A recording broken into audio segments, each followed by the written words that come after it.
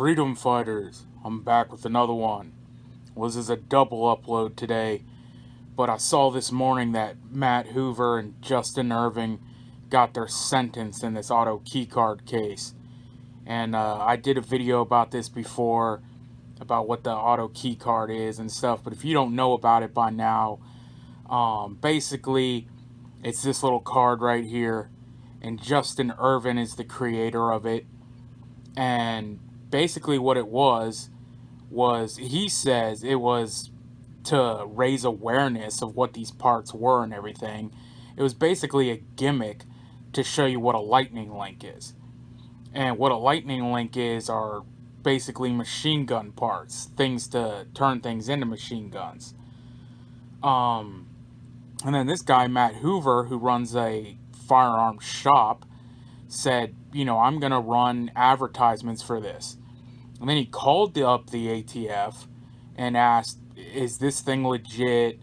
Can I, run this? And they said, oh yeah, it's okay. Everything's fine. I'm not sure if at this point he started selling them or not. But for sure he was being sponsored by them and advertising them. So yeah, basically, and then all of a sudden out of nowhere, they came out of left field and said, no, that's not okay. Those are illegal now, and you're selling illegal machine guns, which is unconstitutional in the first place. But also, I never understood, because he has a FFL, and he's a shop. He can sell machine guns if he wanted to. But basically what this is all about is setting the precedent that they can say anything that they want is a machine gun. Anything they want is illegal. And it's going to be like for 3D printers and anything. You make something up in your garage, you cut something out of wood. Well, that sure looks like a part for this. You could turn that into that. Whatever they want to say it is. Mr. Guns and Gear just did a video, and he's been known to advertise oil filters. I'm not even going to say what he uses them for, but he threads them onto a certain device. How long is it going to take before they say, oh, well, that's a suppressor? That's what they're going for. And they could say whatever. And I heard somebody else make a comment that said, this is like in an army surplus store. You know how they have those dummy grenades or whatever? They're not, they're just the casings of an old grenade shell. And who's to say that they don't just say, oh, well, now you're in possession of explosives or mock grenades. It's literally a gimmick. It's a souvenir shop item. And that's what it was. But they're coming after them as, you're selling machine guns. And, yeah, so if I didn't say it already, they got 5 years.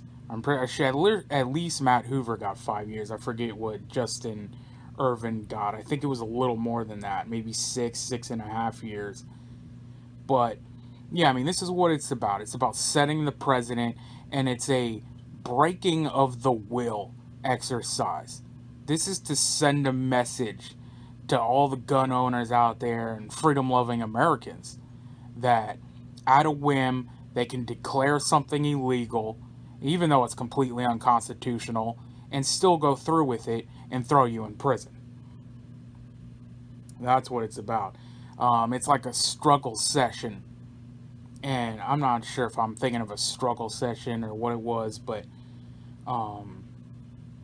basically when they tried to break the will of the people, and they would tell you, they would show you a banana and tell you it's an apple, and force you through violence and basically over and over, brainwashing you into, when they show you the banana, you see an apple.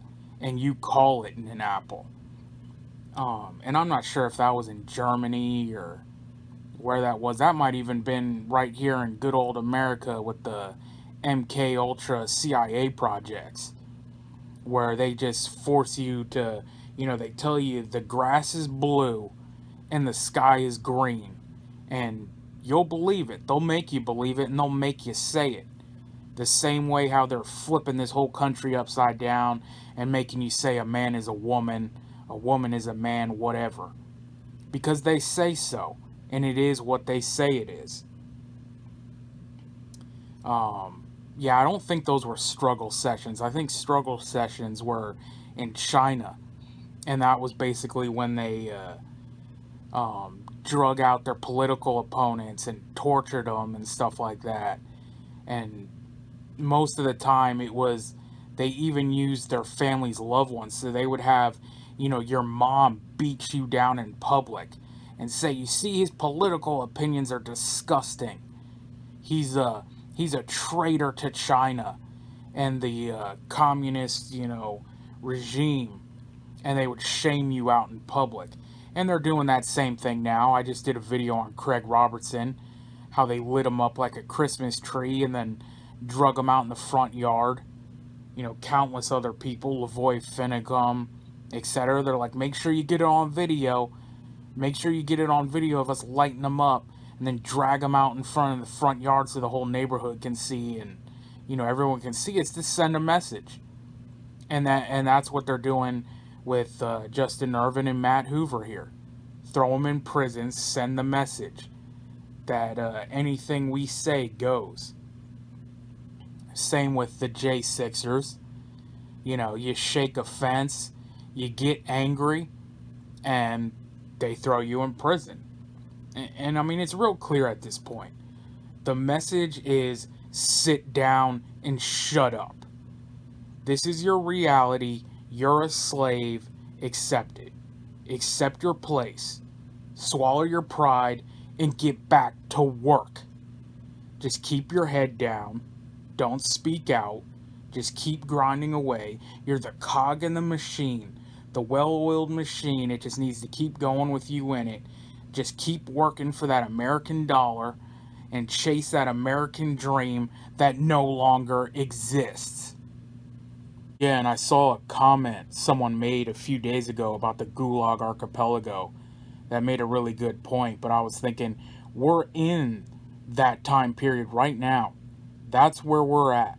I mean, these guys are now in the Gulag, and we've had other people in the Gulag.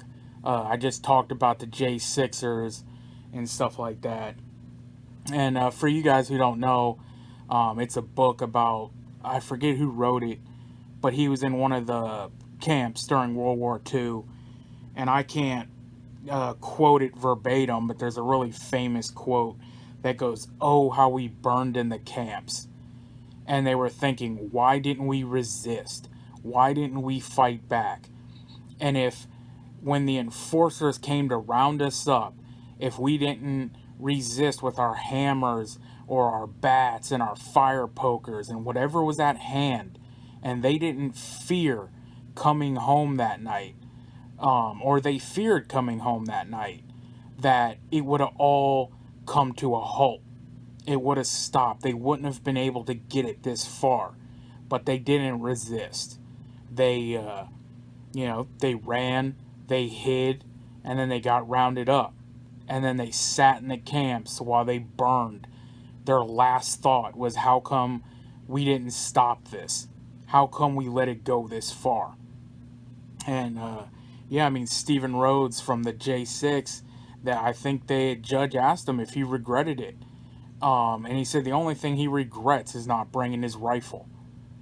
Because, and he's at that point now. He's in the Gulag probably thinking every day, like, why did we let it go this far?